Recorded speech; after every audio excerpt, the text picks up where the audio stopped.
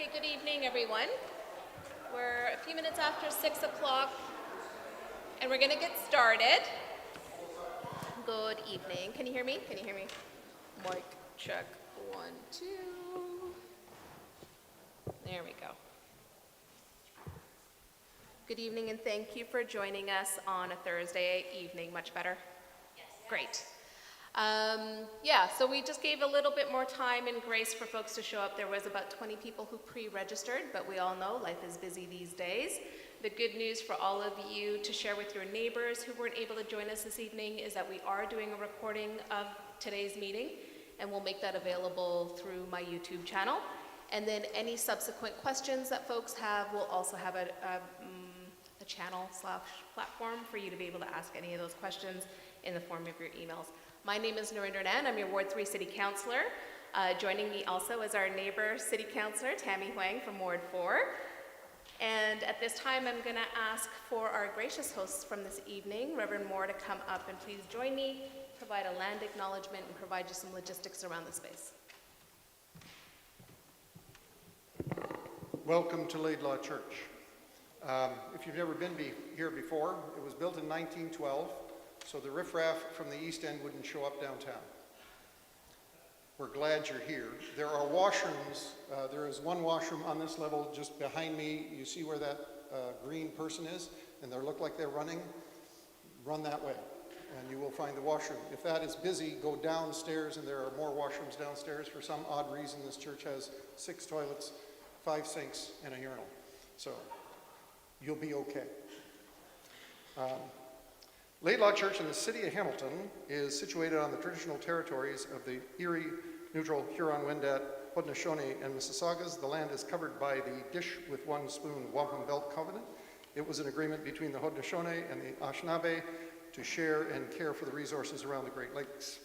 We further acknowledge that this land is covered by the Between the Lakes Purchase, 1792, between the Crown and the Mississaugas, the First Credit Nation. Today, our city and our church is home to many Indigenous people from across Turtle Island, and we recognize that we must do more to learn about the rich history of this land so that we can better understand our roles as residents, neighbors, partners, and caretakers. Welcome to this place. Enjoy it. There's coffee and tea at the back so that you'll have to use the washrooms. Thank you so much, Reverend. So we are all treaty people, and the wampum and the treaties that were referenced are agreements that require us to be mindful of what we take and what we give, which to me is also guidance on how we participate and engage with one another. That we do so with our greatest good in our hearts and in our minds. And so sharing our land acknowledgements tonight is in part a reminder for me, to city staff, to all of our neighbors, and our community that we have an opportunity to go about our work tonight with integrity and commitment to this wampum, to remain mindful of what we take and what we give, to acknowledge what was here before us, what is here with us now, and to put in our honest and best effort to ensure the sacred life, land, air, water, and medicines remain for future generations to enjoy and benefit from.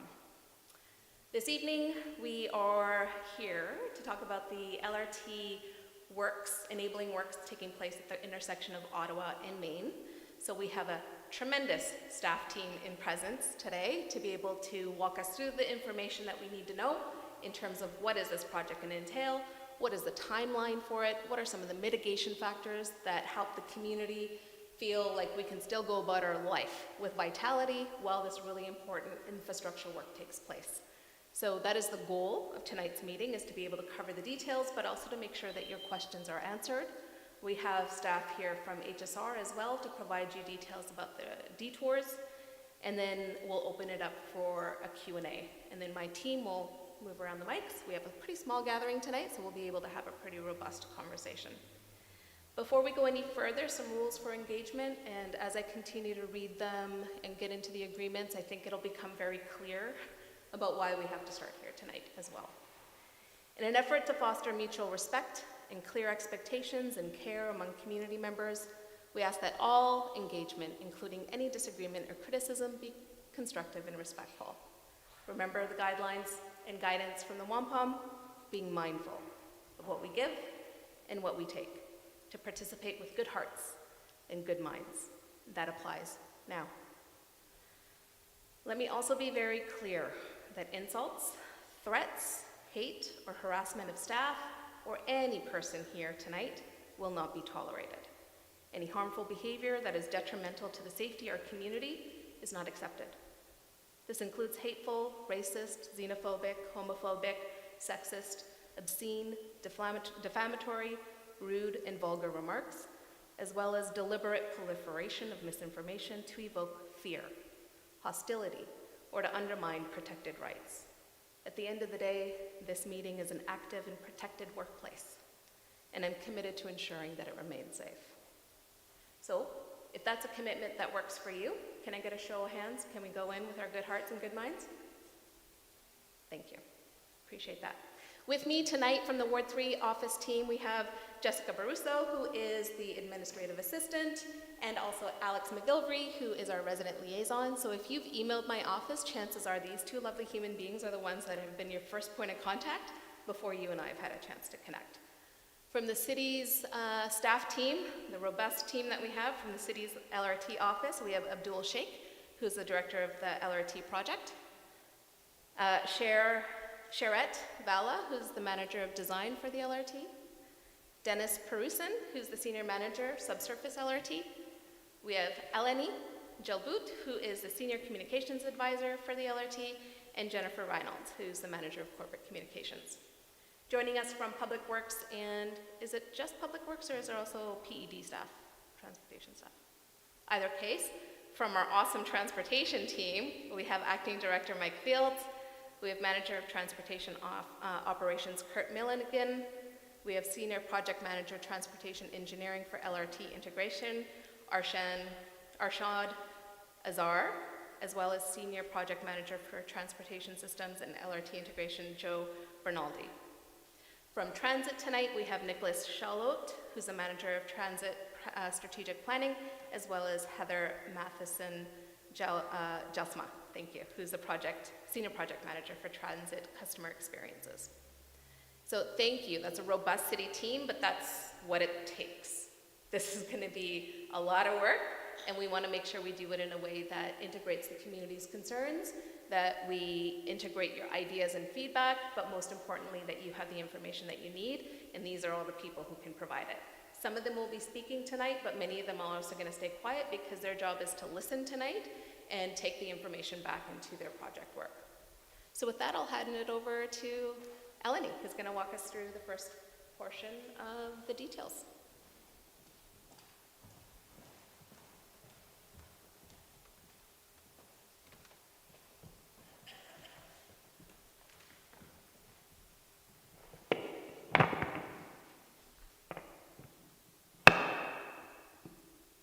To a loud start. Okay, thank you, Councillor Nan, and thank you for doing all the introductions. That was a long list of names and titles, so I appreciate it. My name is Eleni Jalbout. I'm the Senior Communications Officer with the LRT Project Office on the city side. And we're here tonight to discuss the enabling works at Main and Ottawa coming up soon, to be announced when those dates will be. And I just wanted to check that everyone's aware of what enabling works means. Does anyone know? Okay. So enabling works are those preparatory construction, early works sometimes they're called, that we have to do in order to prepare the whole corridor for major construction. So it's just those early works, it's utility replacements. My colleague Dennis is going to be speaking to that during this presentation. And I just also want to mention before we start, if we could possibly keep comments and questions till after both our presentation and HSR's presentation, that would be really appreciated, just so we can get through the content, and then we're happy to discuss and go through your questions and comments afterwards. And thank you all for being here too. So just a little bit about us. The Hamilton LRT Project Office is a division of the Planning and Economic Development Department at the City of Hamilton, and we work very closely with Metrolinx to deliver the LRT project. And I won't go through the staff again because that was done. And I'm going to turn it over to Dennis to take over.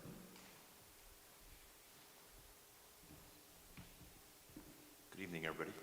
Thank you, Elaine, for that. I'm Dennis Perusin, the Senior Project Manager within the City of Hamilton's LRT office. So my responsibility is essentially anything from the road down, being road, sewer, water, utilities. I am part of the team that looks after that. So as it was earlier mentioned, that this is an enabling project, this is an advanced job. So some of the projects that we have completed in the past, thank you so much. For those that perhaps have seen this before, Sherman Avenue, which was completed in August 2024, we had completed a water main replacement, which is basically taking the water supply that goes on Sherman Avenue to other parts of the city, upsizing it.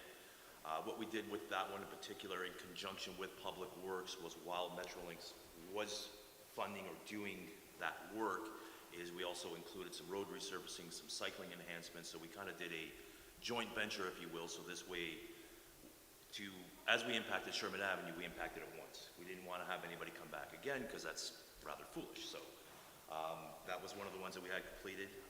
Wentworth Street was completed in the spring of 2026. Same concept, where we had to increase the size of the water main that existed to help reinforce the distribution of the water main of water through the lower part of the city of Hamilton. And again, in conjunction with Public Works, was completed the road, completed some sidewalk works and that sort of thing. So that one was also a joint venture.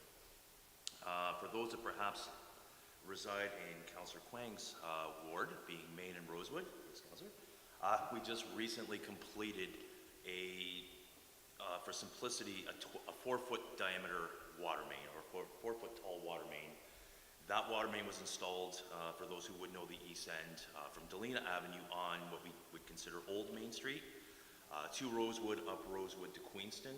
And the concept of that was there's an existing 4-foot water main on Queenston, so that when the major construction commences, that one has been now taken out of commission, which provides some more ease to continue on with the LRT enabling works, but again, to reinforce a system that the City of Hamilton needs. With Main and Rosewood, again, it was a combination project with Public Works where we had done a road diet through Councillor Kwang's office. We provided a multi-use path, new sidewalks, a little bit of a road diet to kind of, we didn't necessarily need such a large width of a roadway, so we incorporated multi-use path, new sidewalks, et cetera, and we will be doing some trees. For those who are wondering, yes, we will have some trees planted as well to provide some beautification as well.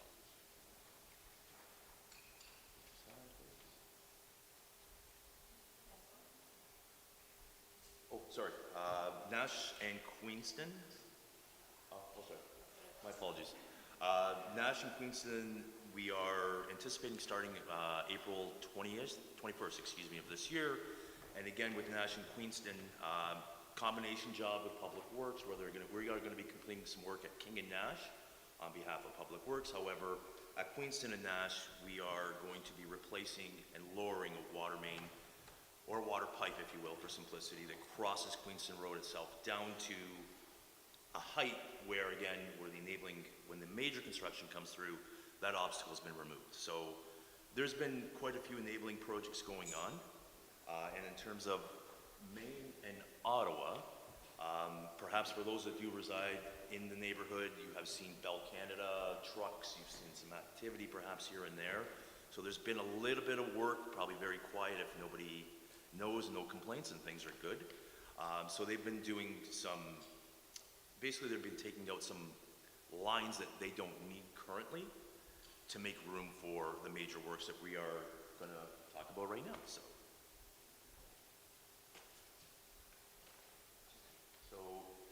apologies for those who cannot see the picture up there. Just for context, for those that obviously know the intersection.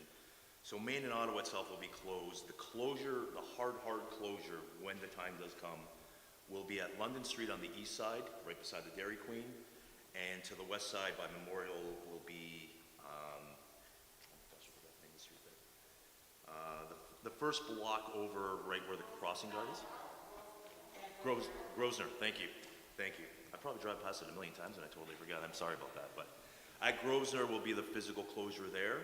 On Ottawa Street itself, perhaps maybe 20 to 30 meters north, or for those that No Ottawa Street, the tattoo parlor's there. There's a small cellular store. That's where the closure itself will be there.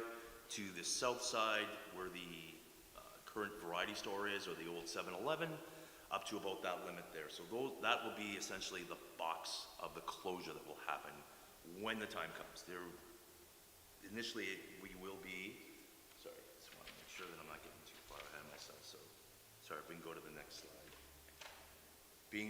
Phase 1 being traffic control and water main isolation. So that's about 3 weeks or so. So in terms of traffic control, the successful contractor will be showing up. He'll be placing signs, preparing the site, bringing barrels, just like a general construction site that all of you have seen in the past, I'm sure, sort of thing.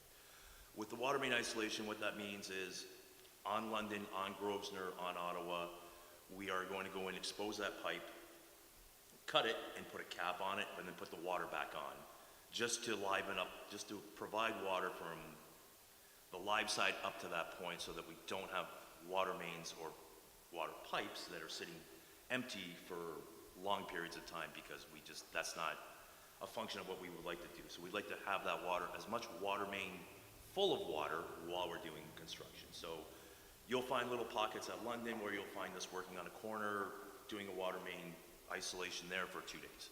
We'll go over to Grosvenor, so you'll see us jumping around the intersection. However, while we're doing these isolations, you'll still be able to drive through.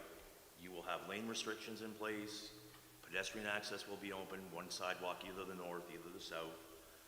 The construction team, with the construction team that we will have, and just to speak about that, we've taken an additional step to have contractors pre-qualify. So what we've done is we've put it out to the general public for contractors to submit to us their information, their ability, their experiences. We've screened them all to ensure that whomever we do wind up with, and obviously whoever is the lowest bid, is more than capable of what we need. So we're not looking for someone who's inadequate or unable to do the project in the timelines that we want. So we did take an additional step to make sure that whom we wind up with is whom we would like to be on this project. So with phase 2 being the full road closure and the construction, which approximately it will be 4 months. I'm not going to sugarcoat it and say it will be 2 months or 3 months. It will be 4 months of a physical closure there. With the full physical closure, obviously there'll be no traffic movements, so no north, south, east-west movements through the intersection of vehicles.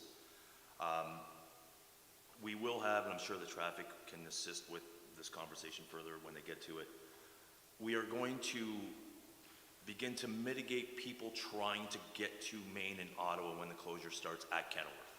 So there'll be road closed, local access only signs. We will have a electronic message board up several weeks beforehand advising the general public. The intersection will be closed, and I'm just going to use this as an example, June 1st for 4 months. So that notification will be on all 4, on the east side of Main, the west side, north of Ottawa, south of Ottawa. So we are going to provide that immediate message as you drive through. Of course, with Elaine's help, we're going to be having a PSA, we'll have something in the Spectator, et cetera, et cetera. But to go back to the local closures, is we are going to slowly begin to remind you, do not attempt to drive down. Avoid the construction site. Avoid trying to get to Main and Ottawa, because you will be told to be turned around. So I can say this, and I can promise you that it'll be like this. The first 2 weeks, people will ignore those signs. People will attempt, and they'll drive down. They will think, no, the sign is just there for the sake of being there, sort of thing, right? So the first 2 weeks will be difficult. However, we do have traffic control plans. We will enhance things as we go. If there is a need for a police officer to be with us for the first 2 weeks to assist, basically turning people around or reminding them you can't go down London or go down some of the other several streets that are the east, because I understand you all have families, you have children, your safety is your concern, it's ours as well. So we do understand that, and we do have tools in the toolbox to use. However, again, the first few weeks, people are people, and they will attempt to try to do what they will do. So, but with the closure, once we're in there, it will be, we will have fast fence put up. So it'll be a physical separation of the contractor, just to have the pedestrians have a safe access, have a known place and where to go. So with that fast fence, we will have barrels, we'll have caution tape, we'll have little signs saying, you know, the sidewalk's open on here, the sidewalk's not open. Well, the team is normally very good, our contractors are very good about assisting people. You know, they're standing there, I don't know where to go. Well, we'll help you get to where you need to go, sort of thing. For those of you that are, obviously that you have children that go to memorial school, we have spoken to the school board, to the superintendent and everything else. They're fully aware of the project. We are working with them on a communication protocol. We will be sending out notices through the school to send to all the parents or the guardians of all the children that attend the school, as well as essentially everybody on Main Street from Ottawa to Kenilworth, those businesses and a few others that reside, say a few houses in each side street, will receive a notice of, like, from me, basically saying the date that we're gonna start, what's going on, my contact information will be there, as well as my inspectors as well. And the same thing will be slightly to the north of Ottawa, south, and obviously to the west as well, just to inform people of what's going on. This way, if you have a question, you have a concern, you can just call me. Call me, email me, whatever you feel more comfortable with. That's fine with me. But we are going to ensure that, obviously, the safety of the residents and the safety of the contractor and the work that we're doing is all done in a safe manner.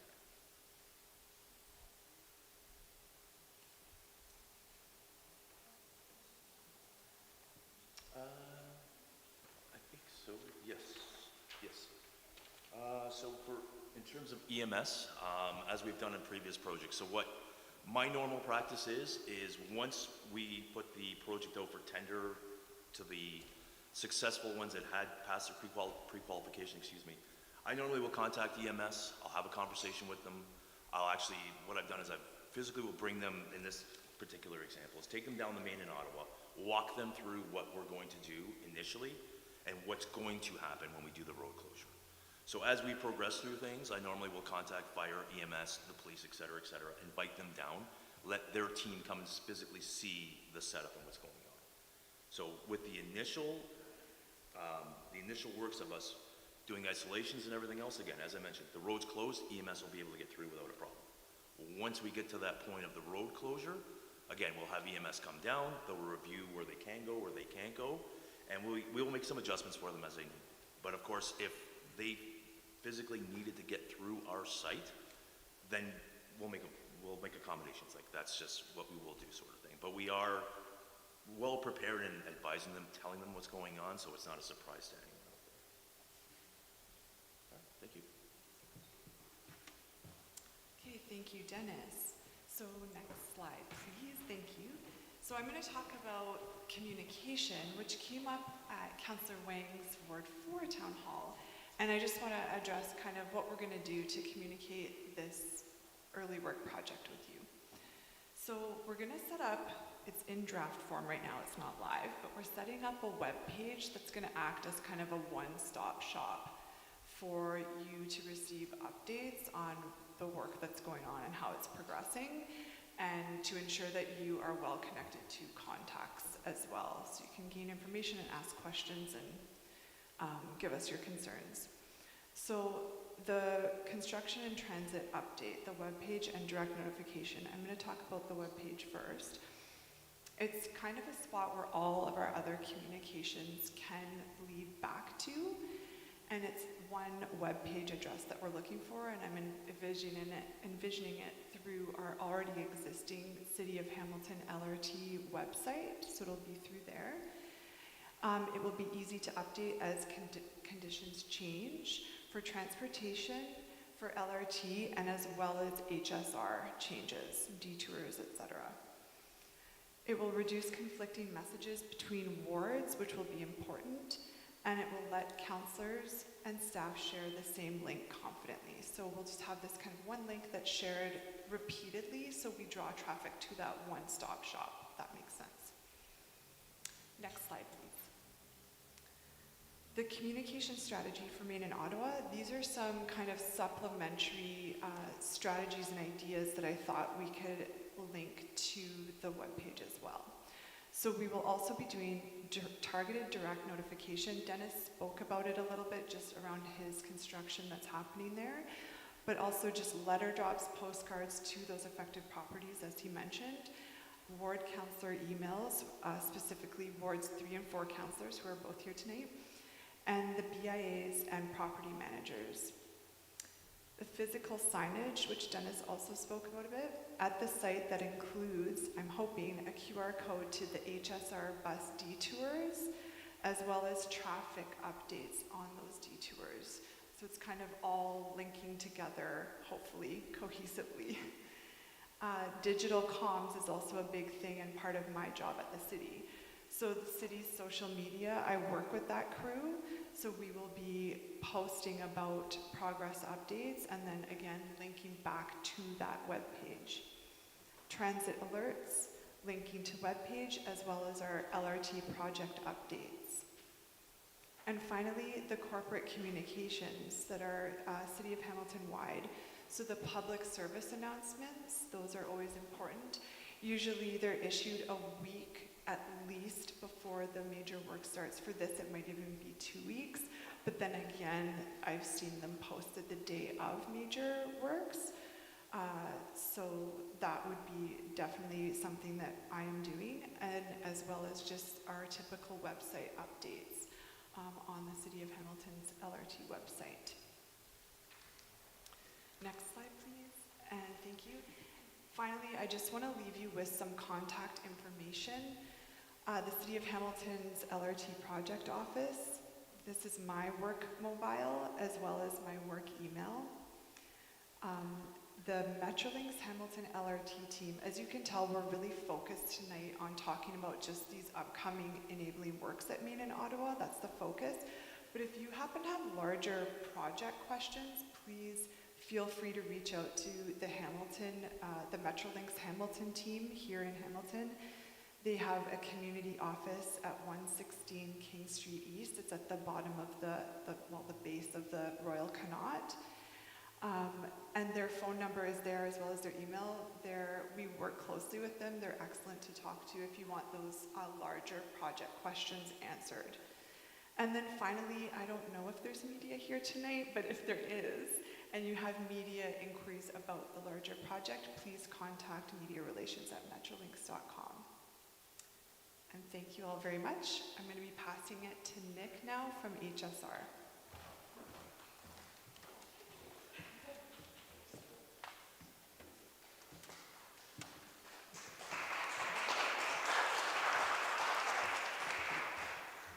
Hello folks, I am Nick Schlew. I'm the Manager of Transit Strategic Planning for HSR.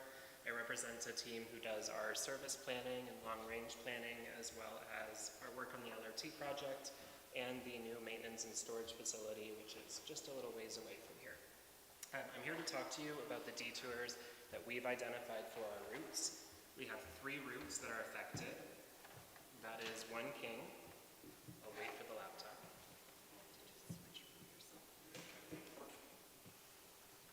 Thank you. I think this is better because now I can draw some things on a map for people. We have 3 routes that are affected. 1 King, the 10B line, and our 41 Mohawk service.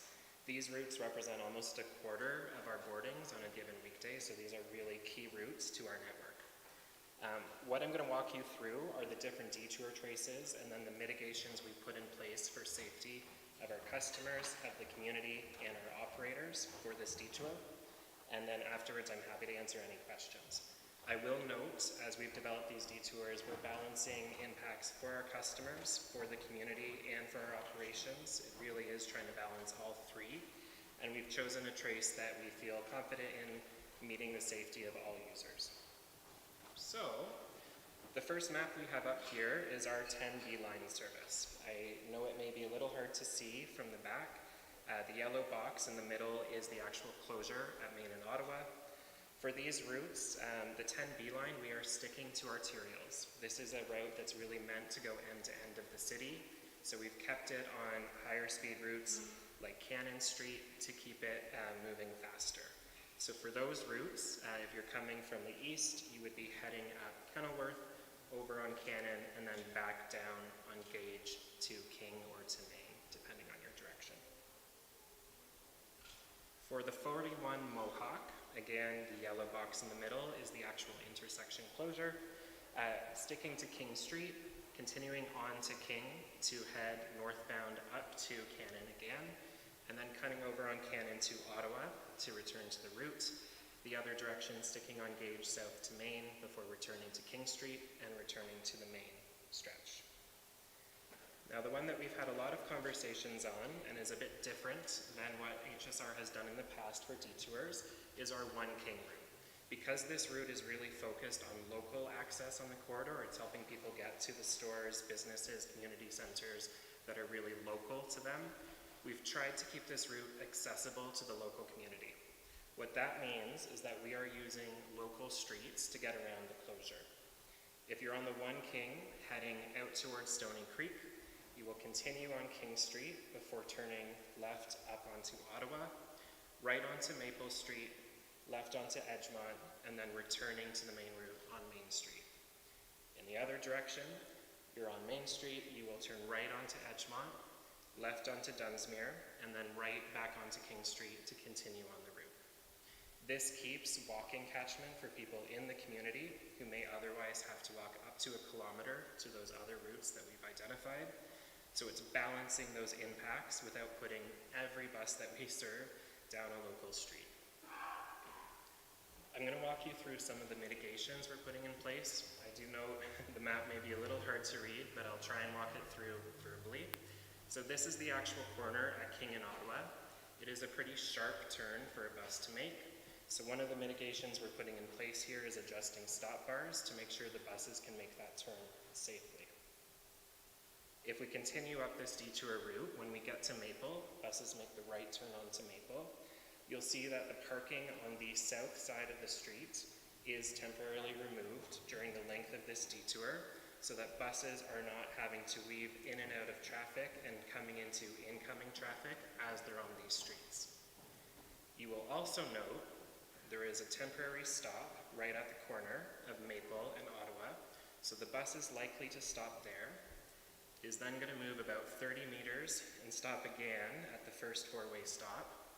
It's going to move another 50 to 100 meters and stop at a new temporary stop, four-way stop at Maple and Edgemont before turning left onto Edgemont. I know one of the concerns we've heard is the speed of buses moving through the community. This is really going to limit how fast buses can go. They're moving quite slowly. It also means that as buses move through, general traffic will be more calm as they're following us. When we get onto Edgemont itself, again, we've removed parking, on this case on the east side of the street, to maintain that same conflict, to avoid that conflict. And as it returns to the normal route, we're back to basics. I'll walk you through the other way. So this time, if you're on One King, heading westbound, you're turning right onto Edgemont. Again, parking will be removed on the east side of the street so that the buses aren't entering into conflict. You'll notice in the center of this map, at the Pipeline Trail, there is a temporary stop, bus stop in this case, not a stop sign, but that will have the effect for most of the buses of stopping at that pedestrian interaction point and having the drivers be able to check if any active users are going across the street. When they hit Dunsmuir, it is a left turn onto Dunsmuir, and at that point, it is a pretty straight shot across Dunsmuir back to the main route. You can see again, most of this route does have temporary stops. We will have temporary stop signs, I should say, apologies. We do have a temporary stop being put in place at Dunsmuir in Ottawa, which will give access to the schools for any children who are heading to school as well.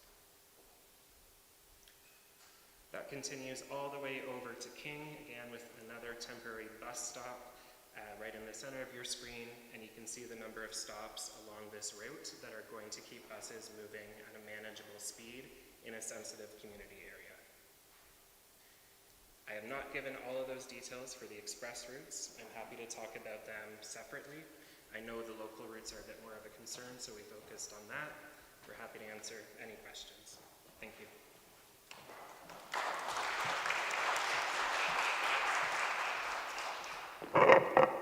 Sorry.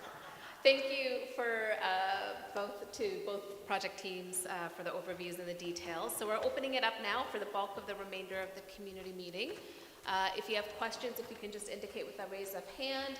Jess has the mic. She'll bring the mic over to you, and I'll have both of the project team folks kind of be ready to respond, as well as any questions that you have. Basically, it doesn't have to be just on the 2 presentation pieces. If you have any other questions related to the intersections infrastructure work, it's fair game. Okay? Go ahead, please. I have a few questions. Okay, Just let's start wanted with to number know. 1. Okay, now, they were talking about a letter drop to the properties, targeted communications. Can you give us an idea of when we can expect the letter drop? Because getting it 1 week before it actually happens is almost like no time at all. So I'd like to get an idea of when we could expect this targeted letter drop. Certainly. Melanie?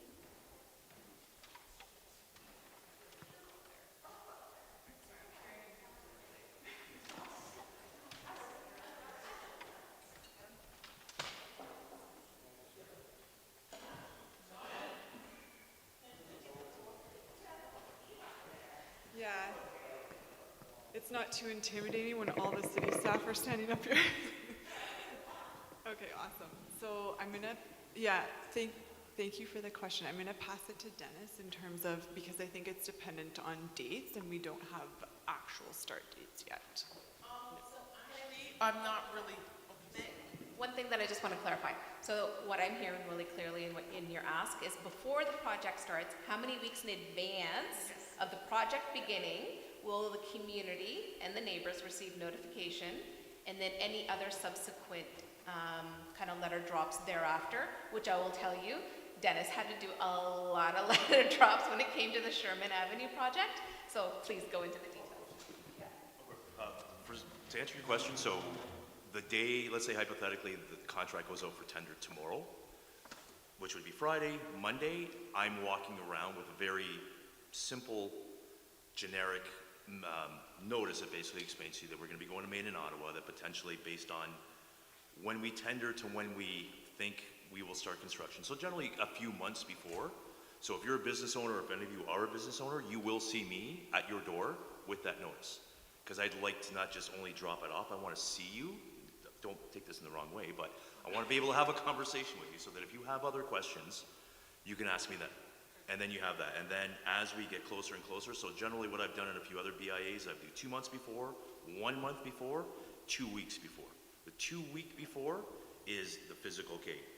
This date is the hard date that we're starting, sort of thing. But I use the 2 month and the 1 month as advance warning in case, you know, you say, Dennis, I have deliveries on Tuesdays. How am I going to get in here? So those kinds of things I'd like to deal with way in advance. okay, and thank you for answering my question. Thank you for answering my question. Thanks, Allison. Thank you.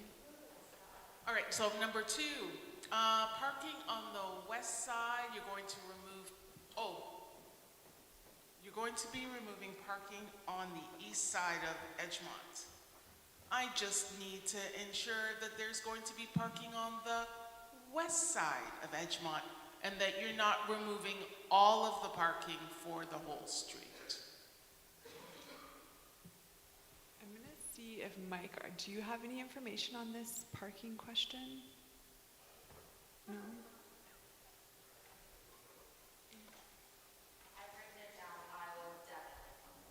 Thank you very much, Tammy. All right, third and final question. Thank you very much. I'd like to know, so we're looking at the bus going north on Edgemont from Maple down to Main Street. So this is my block. I'd like to know how feasible it would be to actually turn that into a one-way with the bus. Because it's a two-way now. I think it would, there would only be one-way cars going down if it turned into a one-way. I'm kind of wondering if it would be safer, how feasible. Have you guys even looked at that? Turning it into a one-way for that one block?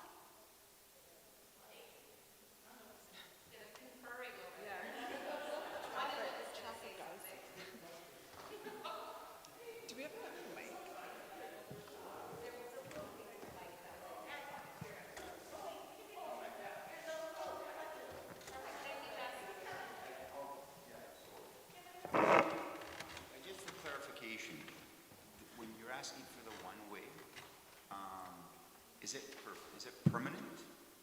Just for this temporary situation?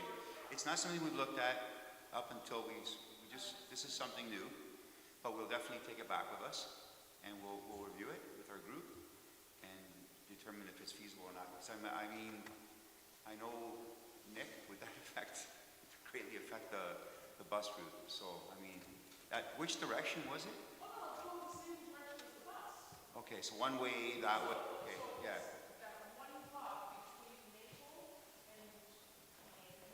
Yeah. Running north, runs north. So then the traffic would run north, and that way it would be one lane. It's a great suggestion, and again, I'll definitely take it back. It's not something we had discussed previously when we were reviewing the detours, but this is what this is about. This is great that we received this, because it's not something that came up in our discussions with our groups. So, but we'll definitely take it back and review it. Yeah. I will just note, because we did have questions in the past around whether our buses were going two ways on those streets. Just to confirm again for the record, we are only heading one direction on Edgemont, which is north. Next hand. Oh, really? Yeah. Jess is gonna get their steps tonight.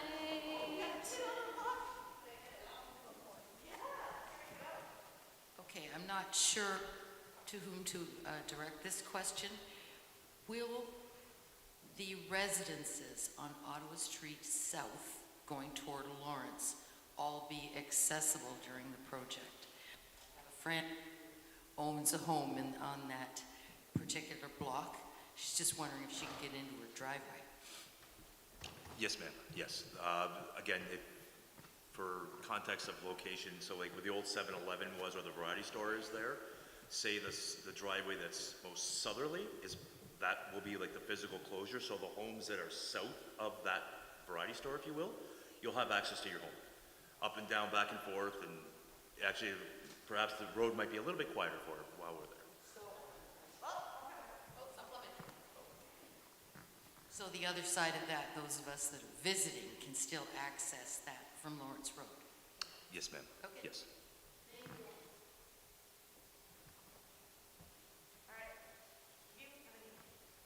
Thank you. Oh, well, is that okay? Oh, I don't know. Thank you so much for all the information. I was just hoping to clarify. I think it was stipulated, and I think it's Dennis. Hi. Thank you. The construction company for this particular project has been selected. Is that accurate? No, so it's a pre-qualification. So we've had, for easy numbers, 20 contractors submit proposals, and we reviewed those, and we've shrunk it to the point where those that we feel are competent and capable passed. So they essentially passed a test, if you will. So they will be invited to bid the project, and then it's a public tender. Lowest bid wins from there, sort of thing. So we've screened out perhaps some of the weaker, unwanted, if you will, contractors that we as a team collectively, we don't want to see them, to be honest with you. So this is why we took that step. To clarify, if that's okay, sorry. What's the number? What was the, I guess the shortlist number? The shortlist number, well, it's not been made official.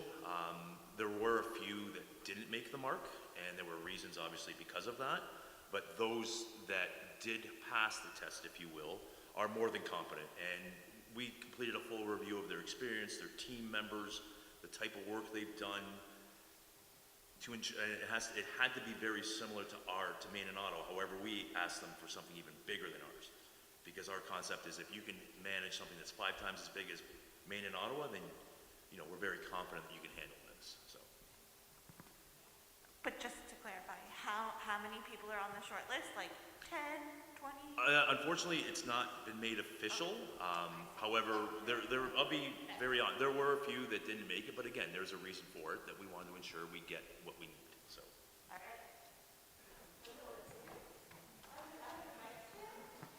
Just a question for Nick from HR.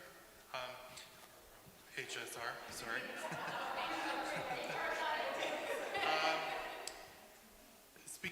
Bus going downtown. Just how much added extra time is on that route now, as opposed to what the route time is now. So is there extra time added to it, and how much is it? For One King specifically? Yes. It's about 1 to 2 minutes extra to go through the detour. In fact, the time has already been added to our schedules as we thought it was going to happen a bit sooner. So you may, if you are a user of these routes, you may have seen your buses pausing for a moment. That is the time that we added for this trace playing out on the streets right now. The routes that are further afield do have a longer travel time add, between 5 and 10 minutes, depending on the route. When we're messaging out the schedules, we'll share some of that information too. When is this project about to start? Like, what is the projected date? So the projected date of the commencement, probably I'd say end of May, somewhere in the third week of May, end of May. Once we have our tender out on the street, if you will, close it, we're going to push to have all the paperwork that needs to be completed on the backside. However, what we also do is once the low bidder is named, we begin to engage with the contractor, and we start getting dates and we start getting things organized and everything else. So we're doing a lot of planning in behind the scenes, if you will. However, we're really pushing to be out there by the end of May to commence work. And then it's approximately 4 months project? I can promise you it'll be 4 months. No? So I'm saying, sorry, because some people, if I were to say 2 months and then we go beyond that, then people get upset, obviously. We're putting in 4 months, but we are very confident in those 4 months. And again, it was part of the pre-qual was also ensuring that whom we have has the ability to do that within that timeline. And we've also talked to the construction industry and whatnot. Like, we just didn't pull 4 months out of the air sort of thing. Like, we've had conversations that they're realistic and they're legitimate times. So, because my work is on the corner of Edgemont and Main.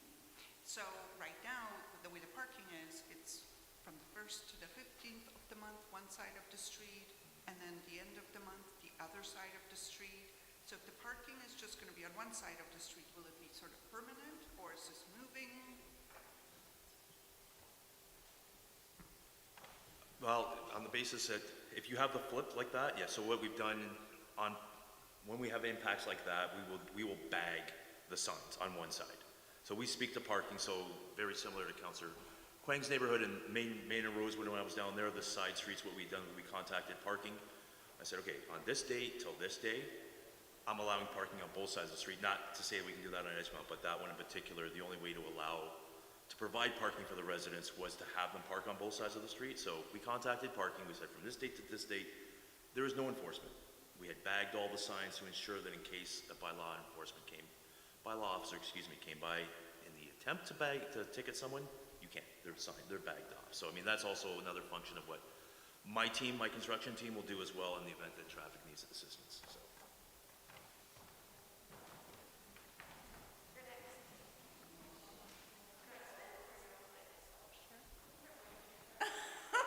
Thank you. Okay, so you're doing work along Main Street up to Grosvenor, yes? I don't know if that's the right way to say it, but Yes. Yep. that corner there is atrocious, and thank you.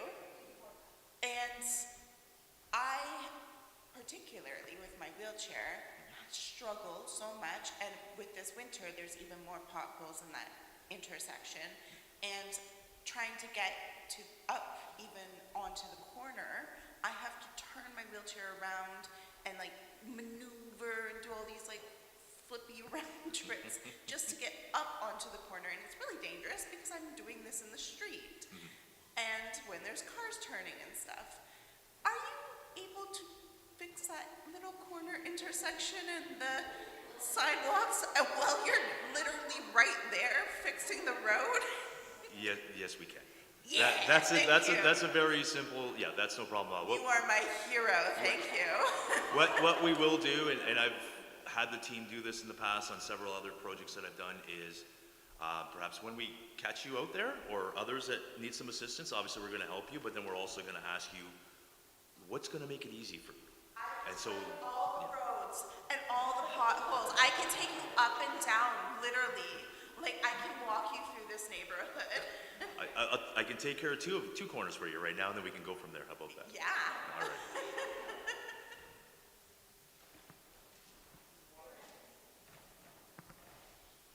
Thanks. A question about traffic. So human nature being what it is, people don't read signs like you did before. What will happen if we notice a lot of traffic on our small streets and lineups and all kinds of things that pose a safety hazard? What kind of, what kind of enforcement or what can we expect? So what I've done in the past, a quick example, I did something up on the mountain there where we had trucks that were on a non-truck route, people racing through neighborhoods. So we actually physically paid for a pay duty, and his or her job was to hand out tickets, to hand out speeding. If you run a stop sign, you're getting a ticket. You speed, you're gonna get a ticket. So as he or she starts handing them out, you'll find that a lot more people will be less and less coming through this sort of thing. So again, as I mentioned, the first few weeks will be tough, chaotic, because again, as you mentioned, people are people and people don't want to pay attention. If we find that things are, over the first few weeks, are still continuing to be bad or uncomfortable for people, I'm sure Councillor Nan's office or Councillor Huang's office will call me. We'll just put a police officer there. I mean, like the ultimate worst case scenario, which is something I don't want to do, but I will bring it up right now. I mean, if push comes to shove, I can physically close every side street off of Main Street so that you can only come in from the north to the south and from the south to the north. I mean, that's a really, really big impact on all your neighbors and whatnot. However, if it gets to that point and the councillors are receiving concerns, complaints, and everything else, if that's the step I need to do, then obviously I'll speak to my team as well as the councillors, and that would be the ultimate, like to physically close it off. However, residents need to remember that, again, you live on the north, you're going north-south, and then south-north on the other side sort of thing. So, I mean, I've done it before. I mean, it's not that I want to do it. However, we will take small steps, and then I'll take the big step if I have to. I didn't think I needed the mic, but thank you. It's more for the recording that's happening so that every question can be heard by those who will be watching back. So if necessary, you may convert a two-way street into one-way if traffic is getting out of hand. What I would essentially do is shut off your access off of Main Street for every side street from Ottawa to Kenilworth. So essentially, if you live north of Main Street, let's say you live on London, for example, you would have to enter in off of Dunsmuir, come to your home, and exit back out to Dunsmuir.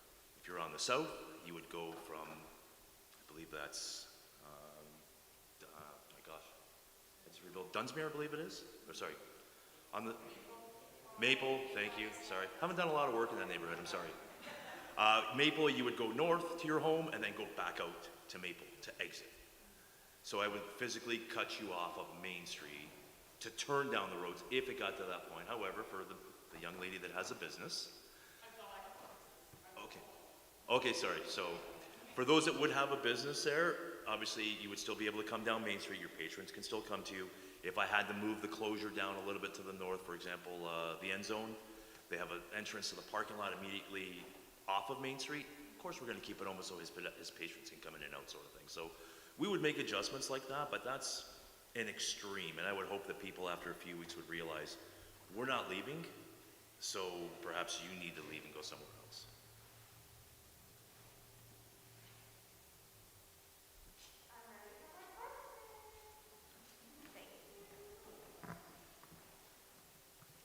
Thank you very much, and thanks again to all the staff and the councillors for setting up this venue this evening.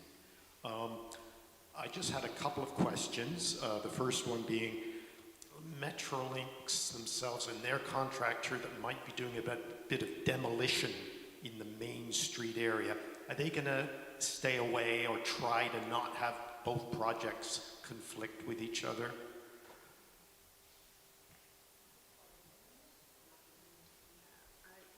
Abdul, do you know anything about that?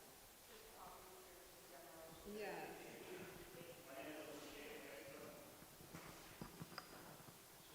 This is a really good question, right? So we will be coordinating, if there is a demolition, so we will be coordinating with Metrolinx so that doesn't happen at the same time, so there's no disturbance during the same time.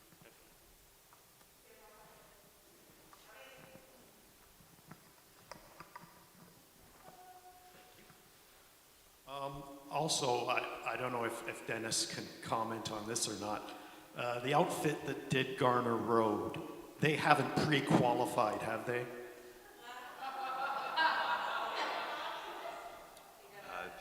I've been out of Public Works for a few years, so I'm not exactly sure who completed the work up there.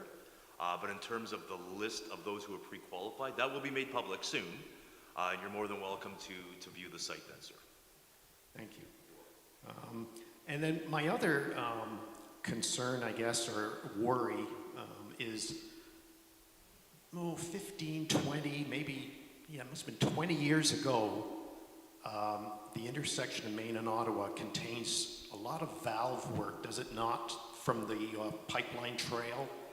And I remember it was dug up, and then everything ground to a halt because there was this one part, I believe, that was only available in Nashville, Tennessee, or somewhere. Do you know if the water guys have sort of gone through it and they absolutely are sure that all the parts and odds and ends will be ready for when the hole is dug? Yes, so all that spaghetti of water main, as you spoke about, and valves, this project is to basically take that all out of that intersection, relocate the valving in the parking lot just behind Dairy Queen.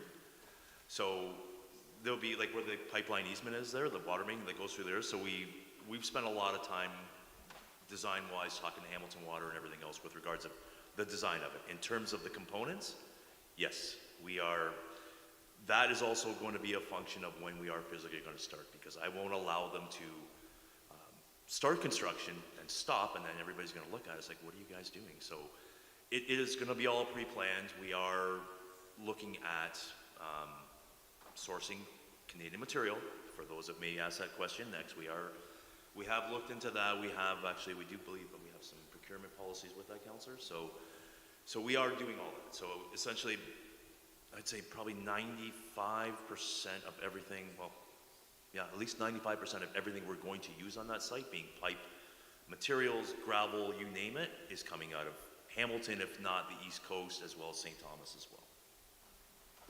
That's great. Thank you. Can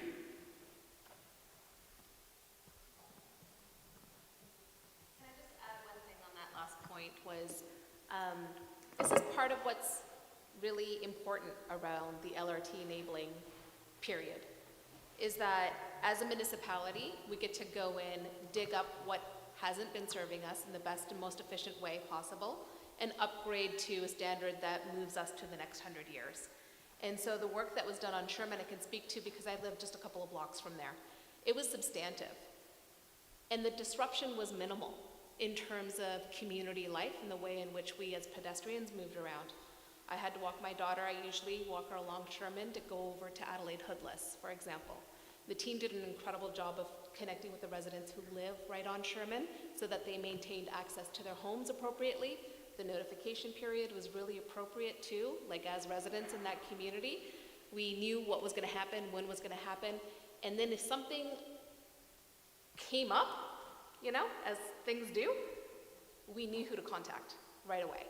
And it got resolved within the day at most, right? So the responsiveness of the team, once the team is on site, is actually pretty exceptional as well. I was very impressed, and it was really great to experience as a councillor, my community going through what my community is going to be going through here at Ottawa and Maine as well. So you're in good hands that way. We have a question over here. Yep. Yes, thanks. I have a general question about the dust and dust mitigation, because that corner is right at the kindergarten and daycare corner of the school. So I'm sure there's going to be some sort of dust suppression, but there has been instances in that area where there wasn't dust suppression and the kids are just covered in dirt and dust from demolitions. Yeah. So it won't necessarily be in terms of the dust being like a demolition site. Will we create dust? Yes, we will. Will we minimize it? We are going to do our best to. There are certain steps, like, we can use water to suppress the dust, those kinds of things.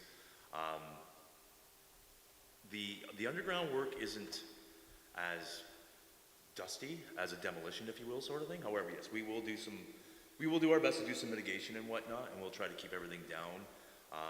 The one potentially good part is if I do start in a should be starting at the end of the May, is there'll be a month's time of us having to perhaps manage that sort of thing, like the children going to school, parents and whatnot sort of thing. Obviously, when everybody's on summer break for those 2 months, we can get a substantial amount of work done during those 2 months. So I would say yes, we'll probably be there come September when you do return, when the children do return. However, by that time, the dust, us creating dust or causing all that will be very minimal. We should be at a point where we're getting ready to pave, we're putting concrete sidewalk downs, those kinds of things. So again, the dust will be minimized. But we will do our best. However, there will be a little bit, yes.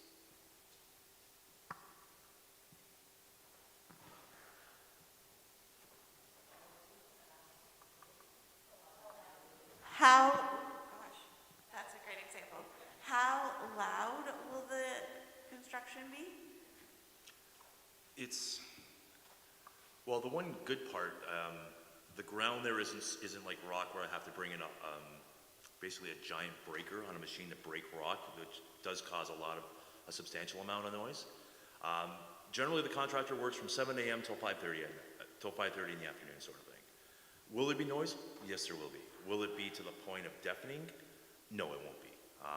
But again, we normally work 7 to 5:30.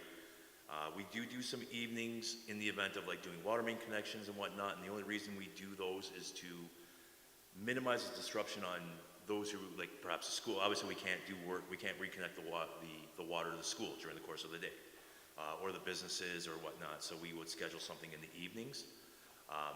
But again, we try to get, if we're working in the night, we essentially try to get the guys to, or the team, excuse me, prepare everything during the day, come in the nighttime, spend 2-3 hours, do what we need to do, and leave to minimize the noise.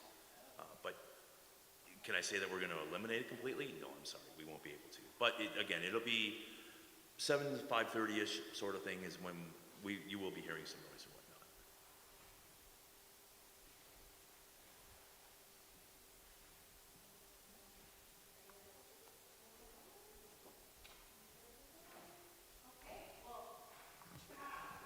That's a productive meeting, there's no more questions. If, after the meeting, you're like, but what about?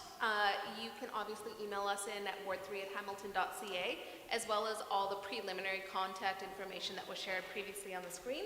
For everybody who attended this evening, if you didn't pre-register, hopefully either Alex or Jess got a chance to connect with you so that we can get your contact information and provide you with a follow-up email to give you the summary of the meeting, but also to ensure that you've got that direct contact and you know if you have any questions, this is the mechanism by which to pursue those questions and get those answers.